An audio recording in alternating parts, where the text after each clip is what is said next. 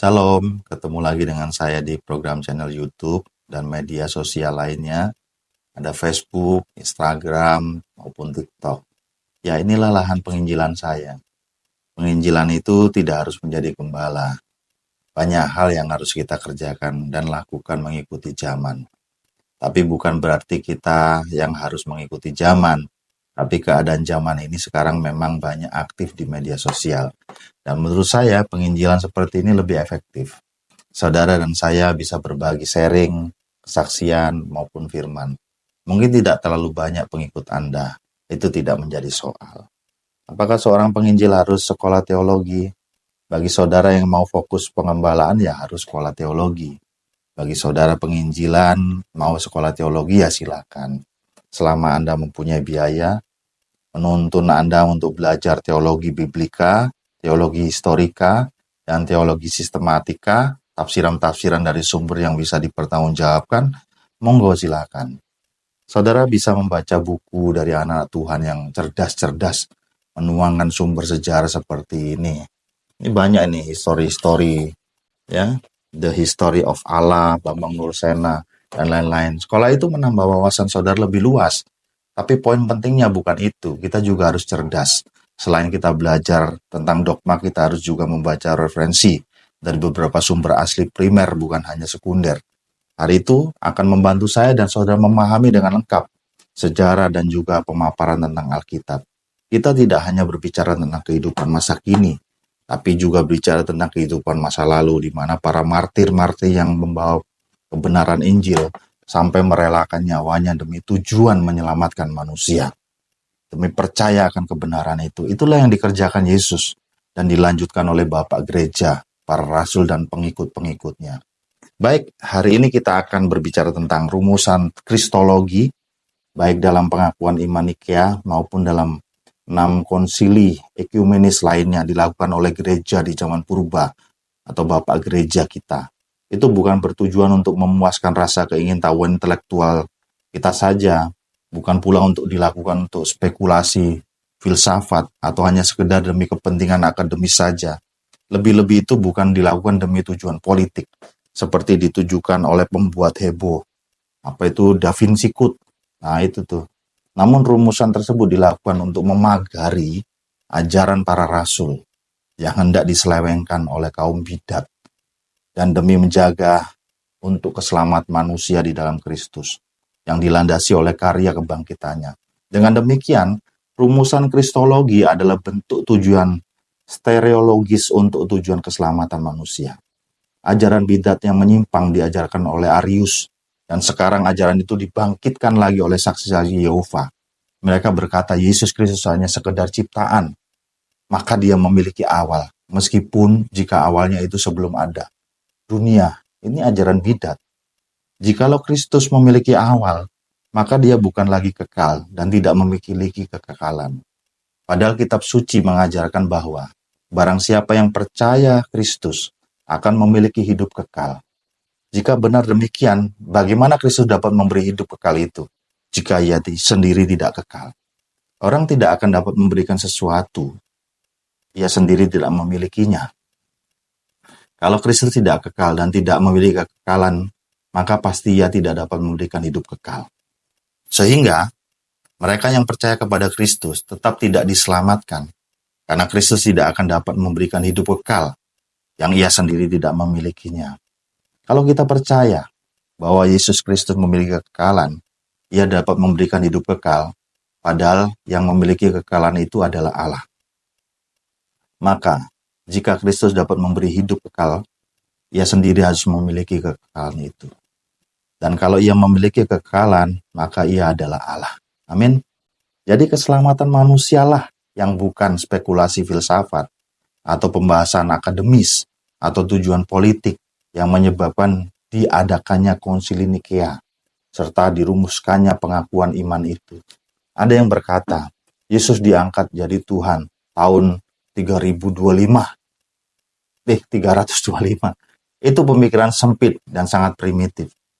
Itulah sebabnya pengakuan iman Nikea yang menegaskan tentang keilahian Kristus harus dimengerti dari kacamata keinginan gereja untuk membentengi ajaran-ajaran rasuli yang membawa kepada keselamatan manusia dari para penyesat yang ingin menyelewengkannya, terutama pengajaran bidat-bidat itu. Kalau kita mau belajar sejarah dari gereja, dari zaman rasuli atau gereja dari bapak gereja, kita dahulu ya menyebutkan butir pengakuan iman mengenai Kristus terdapat dalam butir 2 dan 3. Ya, yang bunyinya demikian. Pada satu Tuhan, yaitu Yesus Kristus, anak tunggal Allah yang diperanakkan dari Sang Bapa, ya, terang yang keluar dari terang, Allah sejati yang keluar dari Allah sejati, ya, yang diperanakkan dan bukan diciptakan, satu zat hakikat dengan Sang Bapa, dan yang melaluinya segala sesuatu diciptakan. Nah, butir yang ketiga adalah yang untuk kita manusia dan untuk keselamatan kita telah turun dari surga dan menjelma oleh Sang Roh Kudus dan dari Sang Perawan Maria serta menjadi manusia. Kita masuk dalam poinnya yang mendasar. Yesus keilahiannya sebagai firman Allah. Nah, channel saya sudah saya jelaskan tentang Sang Firman. Saudara boleh lihat dan buka. Dan di atas tadi juga sedikit saya sampaikan dan telah kita bahas bahwa kebangkitan Kristus membuktikan bahwa Dia memiliki kodrat Allah. Bahwa Kristus itu pra-ada mendahului adanya dunia. Juga bahwa Ia menyatakan diri sebagai anak dari Allah Sang Bapa yang Esa. Tetapi Ia juga menyatakan diri sebagai yang telah keluar dari Allah. Kita baca di Yohanes 8 ayat 42. Yohanes 8 ayat 42. Ya, bunyinya demikian. Kata Yesus kepada mereka, "Jikalau Allah adalah Bapamu, kamu akan mengasihi aku, sebab aku datang dari Allah dan sekarang aku ada di sini. Lagi pula aku datang bukan atas kehendakku sendiri, melainkan Dia yang mengutus aku." Ada tertulis juga di Ibrani 1 ayat 2. Ibrani 1 ayat 2 dikatakan begini, "Pada zaman akhir ini, Ia berbicara kepada kita dengan perantara anaknya yang telah Ia tetapkan sebagai ahli waris segala sesuatu. Melalui Dia, Allah telah menjadikan alam semesta." Atau semua Allah menciptakan segala sesuatu dikatakan berfirman Allah. Ini berarti menurut kitab Kejadian, Allah menjadikan alam semesta atau melalui firman-Nya yang bersemayam dan keluar dari dalam diri Allah sendiri. Jika Ibrani 1 ayat 2 tadi mengatakan bahwa Allah telah menjadikan alam semesta oleh Dia, yaitu oleh anaknya, maka tidak ada kesimpulan lain yang dapat kita ambil, kecuali bahwa yang dimaksud dengan anak Allah dalam surat Ibrani ini adalah firman-Nya Allah. Dalam kitab Kejadian itu dengan kata lain, anak Allah adalah firman Allah. Allah berfirman, maka semuanya jadi. Kesimpulan ini diteguhkan oleh perkataan lainnya dalam kitab suci yang berbunyi, pada mulanya adalah firman. Firman itu bersama-sama dengan Allah, yaitu firman itu adalah Allah sendiri. Pada mulanya bersama-sama dengan Allah. Segala sesuatu diciptakan, dijadikan oleh Dia, yaitu firman. Dan tanpa Dia tidak ada satu pun yang telah jadi dari segala sesuatu yang dijadikan. Itu ada di Yohanes 1 ayat 1-3. Firman itu anak tunggal Bapa. Yohanes 1 ayat 14. Yohanes 1 ayat 14 kita baca ya. Yohanes 1 ayat 14. Ya, firman itu telah menjadi manusia dan tinggal di antara kita. Dan kita telah melihat kemuliaannya, yaitu kemuliaan sebagai anak tunggal Bapa, penuh anugerah dan kebenaran. Kalau terjemahan baru, anugerah dan kebenaran. Menurut ayat-ayat ini, segala sesuatu dijadikan oleh Dia, yaitu melalui firman. Jadi sesuai dengan apa yang dijumpai dalam Kejadian 1 dan seterusnya. Seandainya firman itu tidak ada, maka tidak ada satupun yang telah jadi dari segala sesuatu yang telah dijadikan. Artinya, semua diciptakan ini tidak akan pernah ada jikalau firman itu tidak ada. Inilah yang dikatakan dalam pengakuan iman Nikea, yang melaluinya segala sesuatu diciptakan. Jadi firman itu adalah sumber mutlak dari adalah ciptaan, yang melaluinya atau olehnya Allah menjadikan alam semesta. Sedangkan dalam ayat berikutnya, firman itu disebut anak tunggal Bapa. Bapak Ibu Saudara, jadi tidak ada salah kesimpulan kita bahwa yang dimaksud dengan anak Allah itu adalah firman Allah. Firman itu apa sih? Firman itu kata-kata. Kata-kata yang diucapkan Allah. Firman atau kata-kata adalah akal pikiran yang dilahirkan dalam bentuk kalimat yang memiliki arti atau makna. Sedangkan akal pikiran kita adalah kata-kata yang belum dilahirkan. Jadi firman dan akal pikiran itu sebenarnya identik. Itulah sebabnya kata firman dalam bahasa Yunani adalah logos, yang daripadanya kita dapat kata logika, yang berarti akal pikiran. Akal pikiran seseorang berada satu di dalam orang yang bersangkutan. Demikian juga logosnya Allah itu. Harus berada satu di dalam Allah. Dengan kata lain, firman itu bersama-sama dengan Allah. Yohanes 1 ayat 1. Dengan demikian, Kristus berada satu dalam Allah secara kekal, dalam wujud non-manusiawi, sebagai firman Allah sendiri. Telah saya jelaskan bahwa firman atau logos sama dengan akal pikiran yang keberadaannya dari dalam si pemilik pikiran. Maka jika Kristus adalah penjelmaan dari logosnya Allah, berarti ia sebagai logos berada di dalam Allah. Dengan kata lain, Allah mengandung firman-Nya sendiri di dalam kedalamannya hakikat dalam dirinya. Dan karena firman Allah yang dikandung di dalam hakikat Allah diekspresikan keluar atau dilahirkan dari dalam diri Allah sejak sebelum adanya dunia. Inilah yang kita imani dan kita percaya mengenai Tuhan Yesus Kristus sebagai anak tunggal Allah yang diperanakkan dari Sang Bapa sebelum segala zaman. Bapak Ibu Saudaraku yang terkasih, kita tahu bahwa Allah hanya satu, maka firman-Nya juga hanya satu. Dan firman Allah yang satu itu disebut sebagai anak Allah. Anak yang cuma satu disebut sebagai anak tunggal. Itulah yang sebabnya firman Allah yang hanya satu itu disebut anak tunggal Allah. Amin. Kita sekarang baca di 1 Yohanes 5 ayat 20. 1 Yohanes 5. 1 Yohanes 5 ayat 20. Namun kita tahu bahwa anak Allah telah datang dan telah mengaruniakan pengertian kepada kita, supaya kita mengenal yang benar, kita ada di dalam yang benar, di dalam anaknya Yesus Kristus. Dialah Allah yang benar dan hidup yang kekal. Kita baca lagi Yohanes 8 ayat 12. Yohanes 8 ayat 12. Yohanes 8 ayat 12. Mengatakan begini, Yesus berkata kepada mereka, Akulah terang dunia, siapa mengikut aku, ia tidak akan berjalan dalam kegelapan, melainkan ia akan mempunyai terang dalam kehidupannya. Atau mempunyai terang hidup. Ayat yang 42, katanya kepada mereka ya, 42, kita baca, kata Yesus kepada mereka, Jikalau Allah adalah Bapamu, kamu akan mengasihi aku, sebab aku datang dari Allah dan sekarang aku ada di sini. Lagi pula aku datang bukan atas kehendakku sendiri, melainkan Dia yang mengutus aku. Saudaraku yang terkasih di dalam Tuhan kita Yesus Kristus, firman Allah itu adalah keberadaan yang ada di dalamnya Allah secara kekal.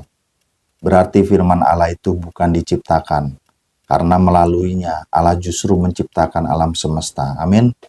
Sebagai firman yang kekal, yang dikandung di dalam esensi Allah, serta diekspresikan keluar dari Allah, yaitu dilahirkan oleh Allah. Maka firman itu memang bukan diciptakan Allah, melainkan diperanakkan atau diekspresikan keluar oleh Allah. Apa yang diciptakan seseorang itu, kodratnya tidak sama dengan yang menciptakan.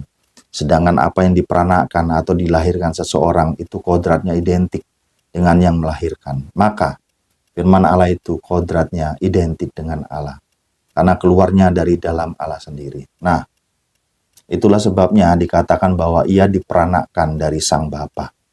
Dan dalam pengakuan iman Nikia dikatakan bahwa anak Allah sebagai yang diperanakkan dan bukan diciptakan. Karena firman Allah itu berada satu dalam diri Allah, maka ia juga ambil bagian dalam esensi Allah, yang sama dari Allah yang Esa itu, yang di dalamnya itu firman Allah berada. Dengan kata lain, firman Allah adalah kodratnya Allah, sebagaimana dikatakan firman itu adalah Allah, yang satu esensi atau zat hakikat firman itu. Satu dan sama dengan esensinya dengan zat hakikat Bapa, Allah yang Esa. Karena firman itu berada satu di dalam Allah, sebagaimana dikatakan, aku dan Bapa adalah satu. Mengapa penjelasan ini saya ulang-ulang terus? supaya kita harus paham benar siapa anak Allah. Keberadaan Sang Firman itu, yaitu satu dalam esensinya ilahinya. Apa reaksi orang Yahudi setelah Yesus berkata, "Aku dan Bapa adalah satu"? Ini dapat dilihat dari reaksi orang-orang Yahudi di atas. Pernyataan Yesus dalam perikop kisah ini, "Engkau menghujat Allah. Bukannya engkau hanya seorang manusia saja, menyamakan dirimu dengan Allah." Itu reaksi orang Yahudi. Yesus dianggap menyamakan diri dengan Allah, yaitu memiliki sifat dan esensi atau zat hakikat dengan kealahan. Karena ia menganggap bahwa dirinya adalah satu dengan Bapa. Satu dengan Bapa di sini bukan berarti Yesus itu identik dengan Bapa atau Yesus itu adalah Bapa. Yesus memang bukan Bapa dan berada dengan Bapa, berbeda dengan Bapa karena ia mengatakan Bapa lebih besar daripada aku, yaitu lebih besar karena Bapa adalah sumber yang daripadanya Yesus keluar dan diperanakkan sebagai firman-Nya. Namun esensi atau zat hakikat ilahi yang dimiliki Bapa itu satu dengan esensi ilahi yang dimilikinya. Karena ia sebagai firman Allah berada dalam satu diri Allah. Saudara-saudaraku yang terkasih, untuk memahami hal ini saudara harus mendengarkan berkali-kali atau memutar video saya ini berulang-ulang. Saudara boleh kaji secara teliti perkataan saya atau saudara bisa merenungkan dogma tentang kristologi kebenaran Sang Firman itu atau anak Allah itu yang saya bagikan ini. Banyak sekarang penginjil yang menyampaikan di dalam channel YouTube dan lain-lain. Atau saudara bisa membaca buku sejarah. Saya ini hanya sebagian kecil saja menyampaikan hal ini. Banyak orang-orang hebat di luar sana dengan pemaparan dan penjelasan yang lebih lengkap. Izinkan saya melanjutkan kembali.